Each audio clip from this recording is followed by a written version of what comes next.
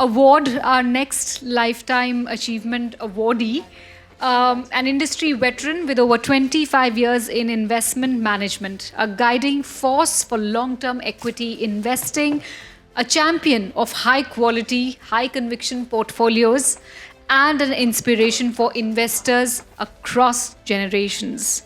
Ladies and gentlemen, I'd like to announce our fourth awardee for the day, Mr. Bharat Shah. Finally, we welcome a true philosopher of the markets, Mr. Bharat Shah, Executive Director at ASK Group. An IIM Calcutta alumnus and a veteran of 25 years, Bharat ji is a man of profound conviction. His book of long-term value and wealth creation is often considered the Bible for value investors in India. He believes that the market is a weighing machine in the long run, and his career has been a testament to finding high-quality businesses and sticking with them through thick and thin.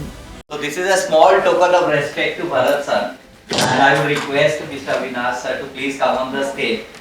He has created wealth through your scheme all his life, and what could be better than that, sir? And I would also request our industry veteran Vikas ji to please also come up on. Please give it up for our Lifetime Achievement awardee, Mr. Bharat Shah. Can we have a standing ovation for him, please? So thank you so much, sir.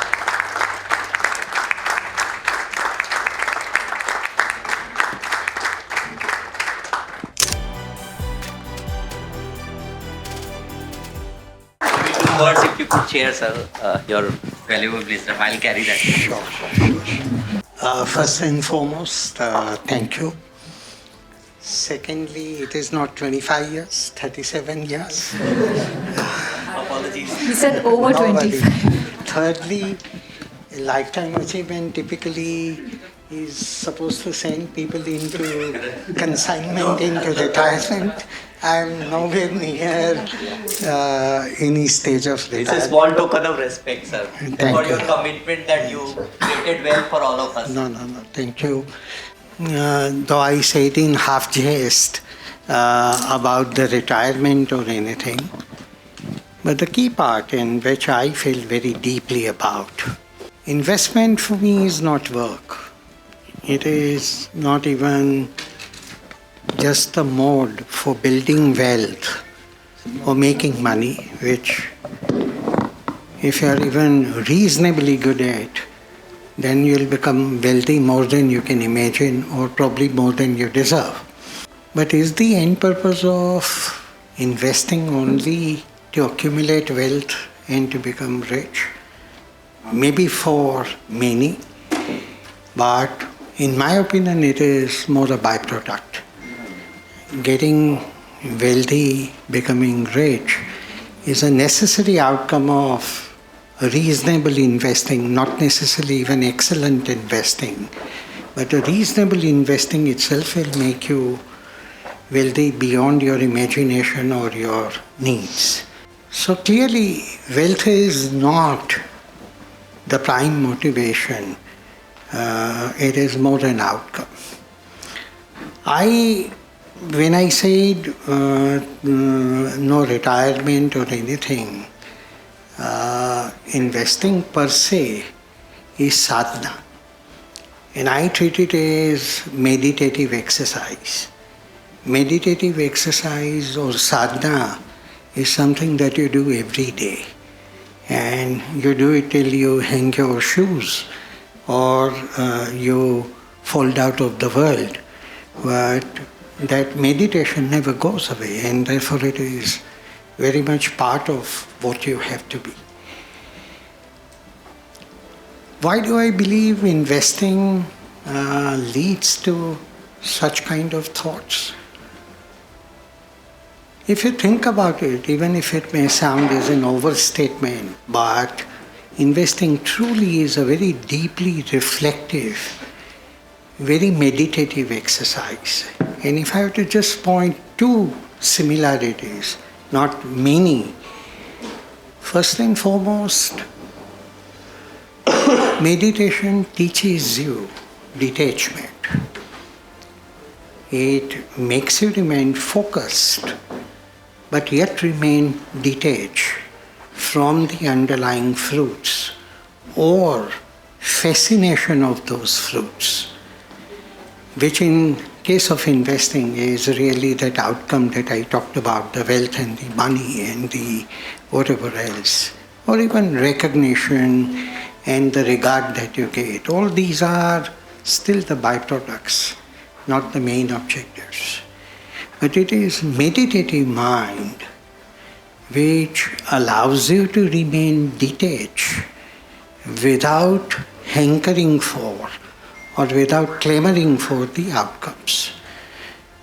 Investing is exactly like that. That you do it for the purity of it.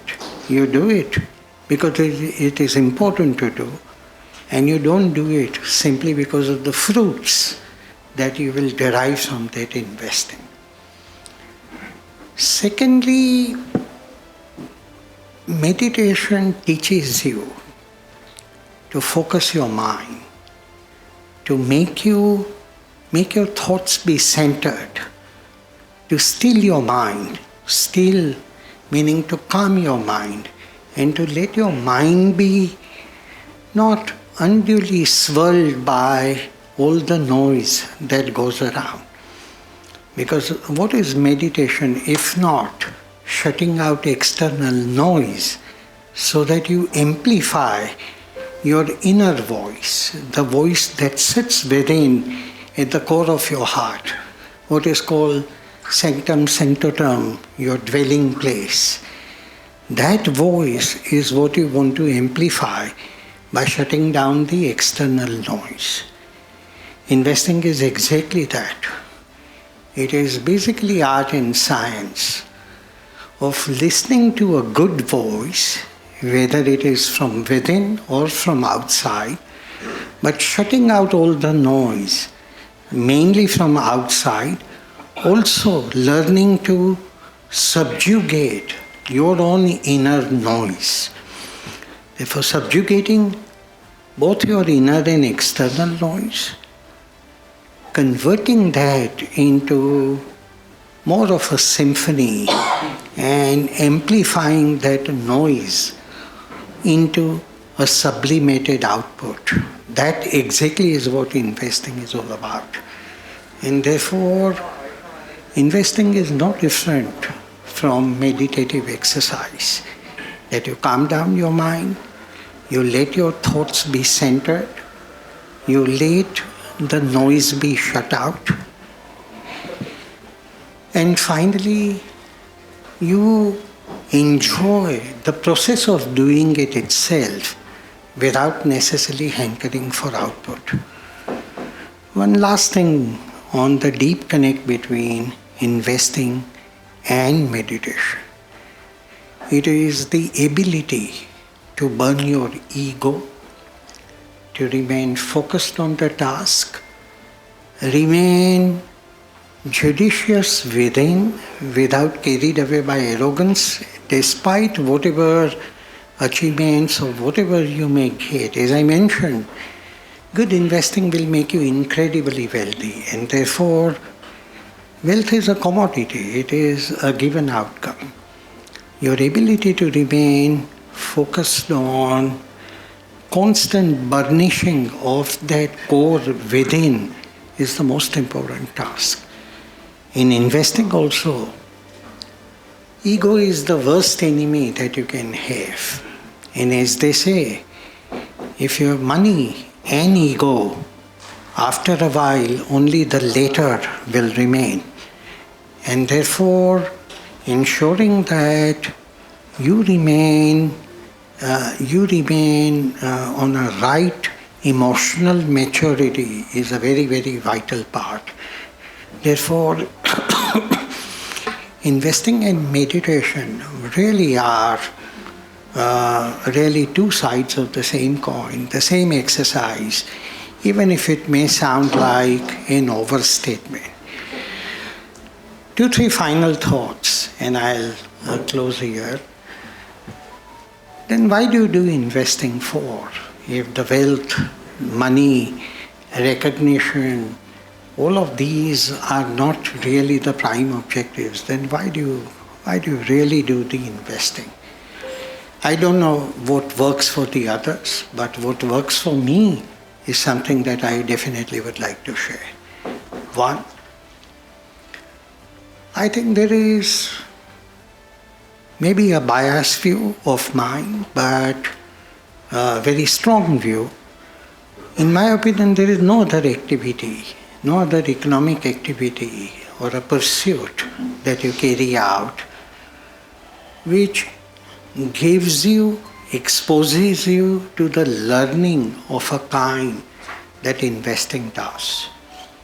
It teaches you psychology of the people, of various successful and otherwise individuals around.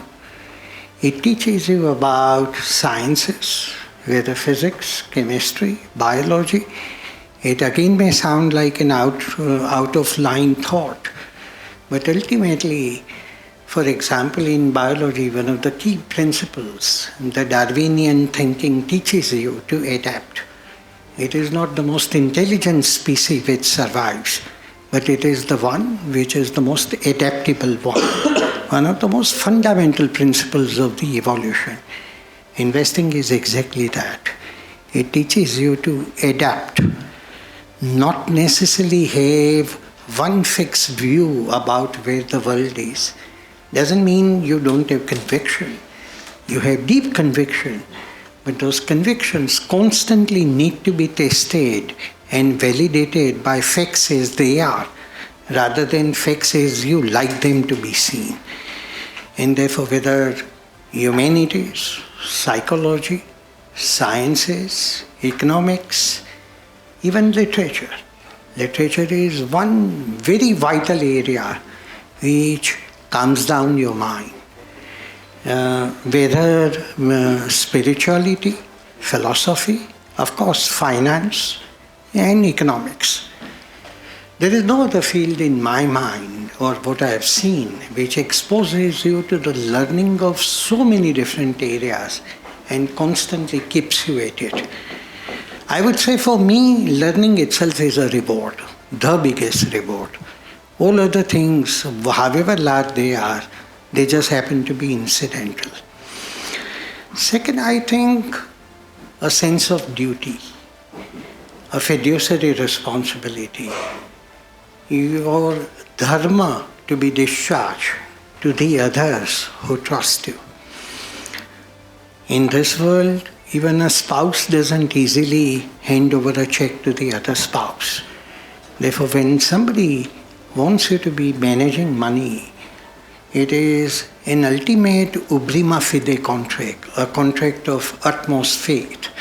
And ubrima fide contract needs to be discharged with its entire elegance, with a sense of purpose and with a sense of duty. It's a trusteeship responsibility that you have. And therefore that fiduciary duty needs to be discharged with a great amount of panache and with a great deal of commitment and intensity. Related aspect to that is, in an industry which is the biggest in the world, some $300 trillion of the financial markets, less than 1 million people all over the world run it. The largest activity and the industry in the world managed by just a handful of less than 1 million people. It is a specialized activity. Intellect is not the only thing or the most important thing that you need to manage money well. It is actually an outcome of many other things. And therefore it is a specialized activity, and which is why there are relatively limited number of people that do it. Therefore, if God has brought you to this society to do something and to achieve your purpose, each one is born with a certain purpose, and if your purpose in life is to be invested and to do it well, I think it becomes your dharma. Dharma, not in religious sense, is a duty to be discharged to the people who depend upon it. And I'll make one very important distinction. To me, the same trusteeship duty extends to your own money as to the other's money. I see no distinction between the two. Even to your own money, the same intensity, same commitment, same sense of purpose must pervade, because your money or wealth is not only yours. Family, society at large has a claim on it, and therefore it is your duty to do exactly in the same fiduciary way for your own money as you do it for others, because that is the larger duty cast upon you. Because when you allocate capital well, when you improve the prospects of the businesses to whom you allocate capital, therefore you raise the game for the society. And when you raise that game for the society, you're contributing to the purpose and duty that you have to discharge. Last point or two. I think we all have a duty in the world of investing to the others who come along and walk that journey. Therefore, people who walk along with you, people who come along with you, people who grow along with you, you have a duty to raise their bar, to raise their competence quotient, to raise their game. And it is not enough that they just happen to be successful. I think you have a duty to make them more complete investors and raise their game in totality. And I see that duty not in a sense of duty. I see it as a matter of innate joy. There are almost a dozen CIOs of the mutual fund industry and others who have at different stage. I had the benefit of working along with them, and I remain deeply proud about their success and their growth and their rise in the system and eventually contributing to the society. Finally, good investing really gives you two very vital contributions to you that you otherwise may not really relate to as easily when you think about it. One, investing, when it leads to wealth and money, it liberates you from doing something that you have to do rather than what you love to do. Wealth and the money that you make out of investing liberates you from the tyranny of something that you may not like to do, but you have to do to earn your spurs. It actually allows you to do what you love. And when every individual passionately is fulfilling what they love, that is the greatest contribution that the wealth which is created serves. And even a bigger gift that wealth gives is the gift of the time. The most precious gift that you can ever find. To have the time that you want, to have the time to be spent as you wish, and to allocate it as you desire to the people, to the context, to the situation, is the greatest sense of fulfillment that you can ever have. Some of you younger people probably may or may not see that virtue today. Hopefully, at some stage in future, you would appreciate how important is the gift of time. Thank you.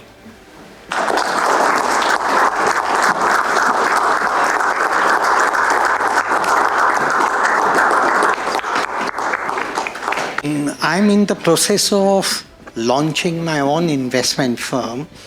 I was with an organization where I was the founder and the partner for last 22 years. But I bid adieu to my firm, ASK, last year. Right now I have a non-compete agreement with the major shareholder of the firm, Blackstone of America. Once that non-compete is taken away, I'll be launching my own firm on the terms and in the way that I visualize quality, strong investing. I want to give it a shape and build a new firm. I have all the energy because I still work 16 hours a day, but I thought I'll just let all of you know. Thank you, sir. Thank you. Thank you so much. Thank you.